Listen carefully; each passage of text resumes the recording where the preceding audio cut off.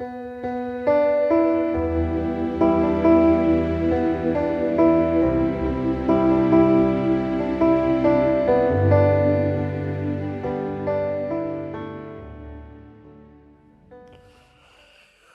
día, hermanos queridos. Dios les bendiga. Los saludo con la paz del Señor en esta mañana maravillosa. Si es que el audio está llegando allí en la mañana a sus hogares. Le doy gracias al Señor por este día maravilloso que nos prepara. Y quería compartir una breve reflexión, breve por supuesto, de lo que Dios habla a nuestras vidas, sabiendo que Dios está hablando continuamente a nuestros corazones. Creo yo que Dios también está hablando a tu vida. Estuve leyendo el libro de Marcos en estos días y me llama mucho la atención este libro de Marcos, sabiendo quién era Marcos. Marcos fue discípulo de Pedro, escribiente de Pedro, estuvo con Pedro en Roma, tenía a su tío que se llamaba Bernabé, y él fue testigo, no discípulo de Jesús, sino discípulo de Pedro y discípulo de Pablo. En los últimos tiempos estuvo en Roma con Pablo.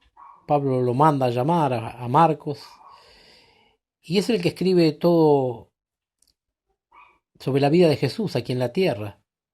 Él no era un testigo ocular, sino que era un testigo que dicen algunos que posiblemente podría ser ese joven que corrió casi semidesnudo la noche que lo vinieron a buscar a Jesús, que habla la Biblia de un joven.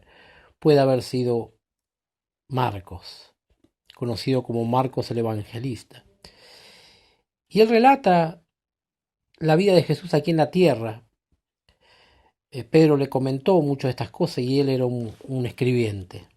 Marcos el Evangelista. Y allí en Marcos, él habla del ministerio de Jesús que comienza en Galilea. Allí comienza a predicar arrepentimiento, allí comienza a sanar. Continuamente Galilea estaba muy cerca del mar, así que continuamente podemos ver a Jesús enseñando en la barca de Simón. Lo llama a sus discípulos, Jesucristo. Pero algo que a mí me llama la atención, que él en 3 momentos de los capítulos que están en el libro de Marcos, en 3 momentos habla de su muerte y de su resurrección. En Marcos capítulo 8, en Marcos capítulo 9, en Marcos capítulo 10. No voy a leer todo, yo me quedé con el libro de Marcos capítulo 9, versículo 30. Si tenés allí la Biblia, lee conmigo en aquel lugar. Y él está hablando y anuncia nuevamente su muerte, pero es como que los discípulos tenían esta área de su vida velada, y cuando él hablaba de estas cosas no podían entender.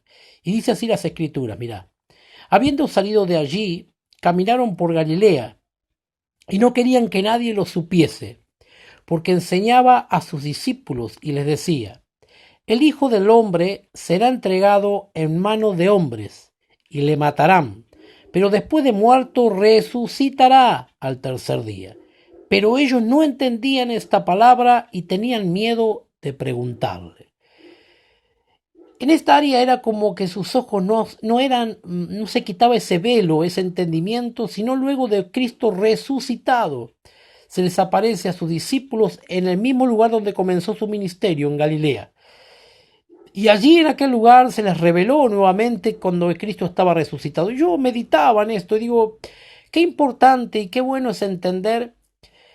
Nosotros muchas veces cuando leemos la Biblia encontramos y compartimos las historias de Jesús cuando estuvo vivo, cuando estuvo aquí en la tierra, caminando en Galilea, caminando en Jerusalén. Y contamos los milagros, contamos parte de su ministerio, cómo él caminó, los milagros que él hizo, y hablamos de los milagros de Jesús. Pero qué importante es que se nos revele el Cristo resucitado. Es ese Cristo que espera la iglesia. Es el Cristo que ha resucitado, ese Cristo que dice el libro Apocalipsis que en sus ojos son llamas de fuego.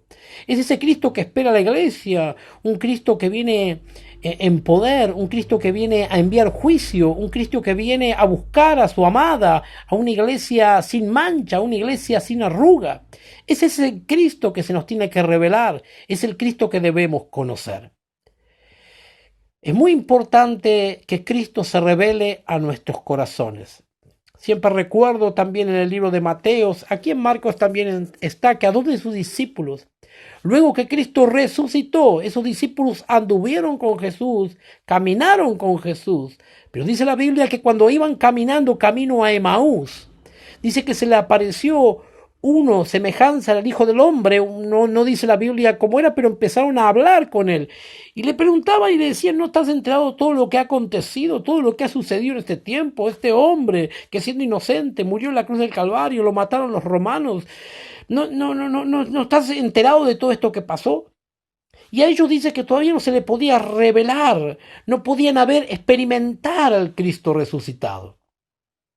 Y qué importante que Cristo le quitó ese velo, le sacó ese velo, dice la Escritura, mientras caminaban, van a comer algo, y allí cuando estaban por comer algo, ellos se acordaron y se le cayó como ese velo del corazón.